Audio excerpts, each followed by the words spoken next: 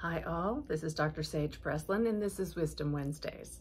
You may get two videos today because I'd love to do an update in our special series on my journey with cancer, but I also am going to continue talking about the sort of dirty little secret of many businesswomen in the world of work. Women who have been in typically a series of unhealthy relationship with the soul-sucking narcissists. This is not meant to be negative in any way. In fact, it is meant to be uplifting and to really let the cat out of the bag, so to speak. So last week we were talking about what it means to be in unhealthy or violent relationships, and not just personally, but also professionally. I can't count the number of people that I've coached who have said, you know, I just have to leave this job, you know, my command or my manager or my boss or my CEO is, you know, controlling and micromanages and won't let me do my job and is critical all the time. And so it doesn't even necessarily need to be a personal relationship that we're speaking of, but a relationship that is really unhealthy in the sense that it doesn't allow you to live your truth. It doesn't allow you to be yourself. And we are specifically talking about relationships in which you lose yourself. So after the last Wisdom Wednesday that was posted, I put out a question and I asked, you know, how many people, especially women, would be interested to know how to actually stop the cycle once and for all. And after a few days, I took a look at the poll results and it was responded to by maybe 10 women. And it's curious because that is maybe conservatively 1,000th of a percent of the women who are in those circumstances every single day. So I would tell you this. I don't think that it's that there are no women on LinkedIn or Facebook or Instagram that aren't having these issues. Here's what I think. I would say that most women who do leave the relationships and move on, especially women who have gone on to do well, have a career, feel like they're all that. My grandmothers say all that in a piece of toast. Even if they are experiencing a glass ceiling, even if they are not quite where they want to be, they interpret that success, whether it is limited or not, as an indication that the relationship, that the violence just didn't hurt them, you know, that it's over. Many of those women will look back and say, you know, it was years ago, that guy's in the wind, I'm fine, you know, look, I have a great job, I have a great career. Yes, I've been in a series of relationships, but it's all fine. And those are the women who don't respond to the posts about getting out once and for all, about breaking the habit once and for all, because they're in denial that it's having any effect. And I can say that with confidence because it is denial. It's not that it's not having an impact. I know because eventually they land in my office, you know, or we land on Zoom together. And by then, they've entered another unhealthy relationship and they're beginning to lose themselves again. So what does it all mean? Like what, you know, why are we harping on this conversation on this topic? Well, the reality is the kind of relationships we're talking about, and we are loosely tossing around the term soul-sucking narcissist, but, you know, those narcissists are joined by people with borderline personality disorder and sociopaths. They all have this same approach to partnering with others, which is if it's good for them, they'll do it. They represent the truth in any of these relationships. There is no truth outside of the truth of the unhealthy partner. So when a woman, no matter how successful or empowered she feels, enters one of these relationships, what happens is little by little, she's taken down a peg and another peg and another peg, and she's gaslit and she's criticized. No matter how beautiful she is, how smart she is, how funny she is, how great her career is, look, it doesn't matter.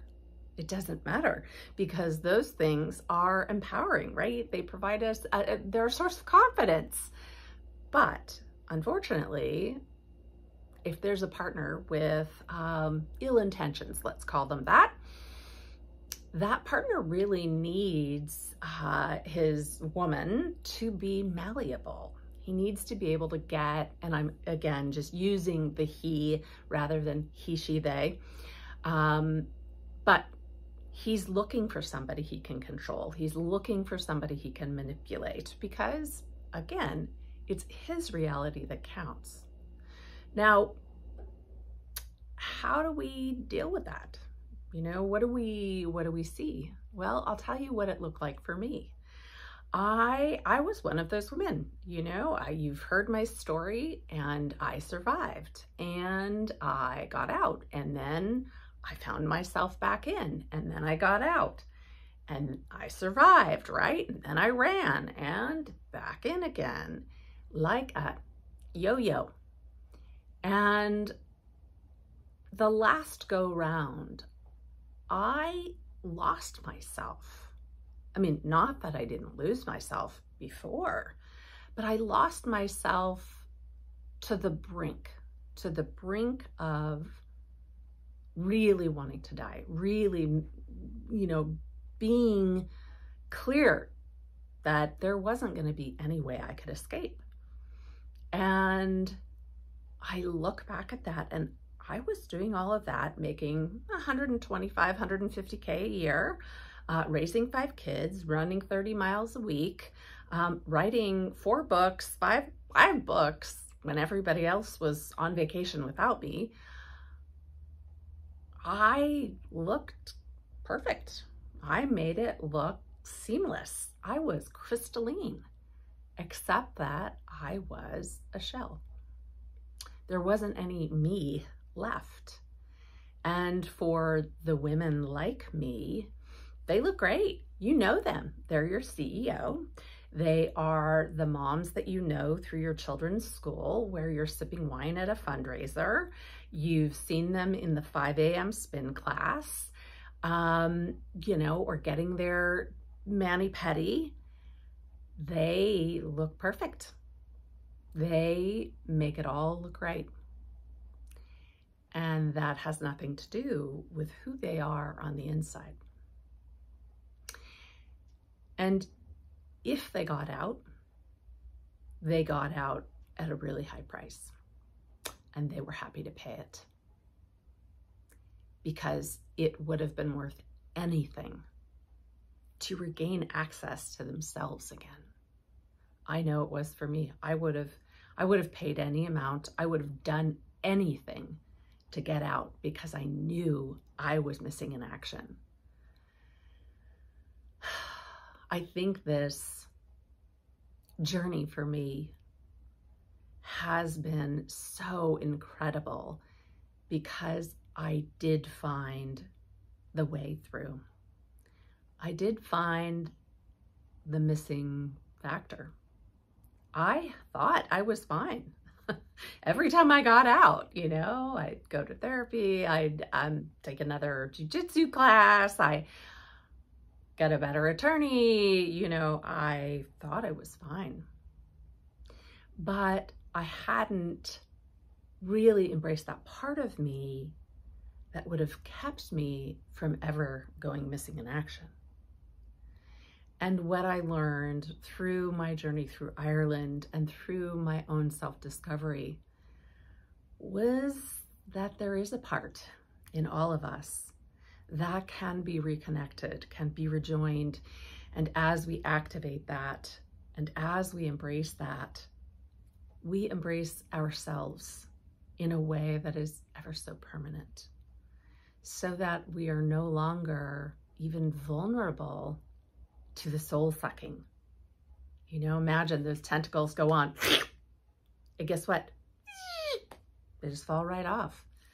It's like having some miraculous coating where even if your magnet is vibing out there and they come in and try, they just fall away because you are whole within your field. So I think there's only one question left. If you could find a way to do that, if you could learn how to access that part of you, would you? Are you ready? Are you ready to have yourself back? Because if you are, it's going to be like Christmas morning. It's going to be so magical for you. You're going to find yourself just standing tall in your truth. Never again are you going to be bending over and making yourself small for anyone. And that doesn't mean you can't compromise. It doesn't mean you're going to be a ball buster. It doesn't mean you're going to be hateful and aggressive. No. This is going to be the perfect feminine version of you, where you can accept adoration and love and nurture. So, are you ready? If you are, just give me a call.